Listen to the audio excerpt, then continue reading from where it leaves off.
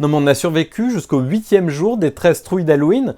Bravo, chapeau. Vraiment, là, je pense qu'on gère. Bienvenue dans les 13 trouilles d'Halloween où je vous fais deviner 13 films ou épisodes de série en rapport avec la meilleure fête de tous les temps, même si, au final, on commence à savoir que la meilleure fête de tous les temps, c'était quand même Bobunk. Bobunk. What's Bobunk? Si vous n'avez pas vu l'épisode d'hier, il est en description, je vais vous donner la réponse. Il s'agissait de L'Orphelinat, El Orfanato, en espagnol, je ne sais pas si je le prononce bien, sorti en 2007. Alors je ne sais pas si vous avez remarqué que j'avais une grosse période de films d'horreur en 2007-2008, puisque beaucoup de films sont dans cette période-là. Produit par Guillermo del Toro, qui sortait tout juste du Labyrinthe de Pan, qui avait fait les plus grosses entrées en Espagne, et qui a été supplanté par L'Orphelinat quand il est sorti, réalisé par Juan Antonio Bayona, réalisateur du dernier Jurassic World. Bravo du coup à Kevin, Antoine sans pseudo et Thierry. Quoique les deux premiers, vous n'avez même pas vu le film, donc je ne sais même pas si je vous donne le point en fait. Allez tout de suite regarder L'Orphelinat, et bravo à Thierry d'avoir trouvé, et qui hésitait avec un autre film, Frontières, que moi je n'ai pas vu, donc honte à moi. Et maintenant, on passe à l'énigme 8.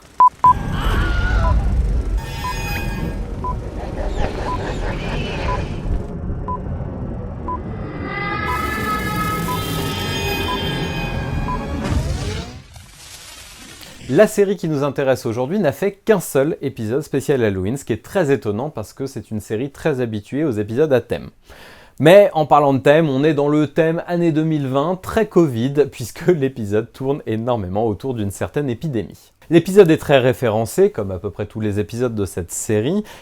Pour cet épisode en particulier, on est très dans la thématique zombie. Et pourtant, à un moment donné, une autre référence apparaît, c'est le chat Ginger qui s'est enfui d'un film d'horreur dans l'espace. Enfin, l'indice qui ne vous sert à rien, on entend le Wilhelm Scream, le cri Wilhelm, un cri célèbre qui a été utilisé dans plus de 400 œuvres cinématographiques et télévisuelles.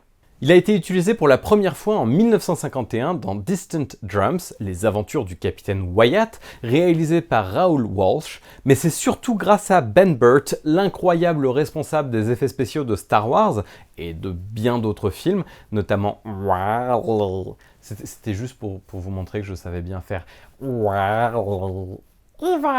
Bref, donc Ben Burtt, qui, en récupérant de vieilles bobines sonores pour accompagner la chute d'un Stormtrooper dans le premier Star Wars, tombe sur l'effet sonore « Homme en train de se faire manger par un alligator » du film Distant Drums. Il le crédite comme venant du soldat Wilhelm, qui pousse ce même cri, puisque l'effet sonore avait été réutilisé dans un film qui s'appelle The Charge at Feather River, la charge sur la rivière rouge, un film en 3D de Gordon Douglas, sorti en 1953.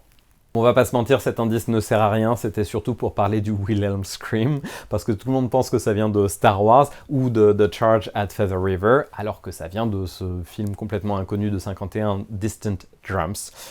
Mais bon, comme ça vous savez maintenant, je n'ai qu'une seule chose à ajouter, qui est... Si vous vous souvenez des 3 indices, bravo, vous pouvez mettre ce que vous pensez être la réponse dans les commentaires, ou me contacter sur Twitter, @Morgan_Jikel, je vous donnerai d'autres indices. Quoi qu'il en soit, je reviens demain avec la réponse et une nouvelle énigme. D'ici là, je vous souhaite une excellente soirée. Abonnez-vous, c'est en bas, moi.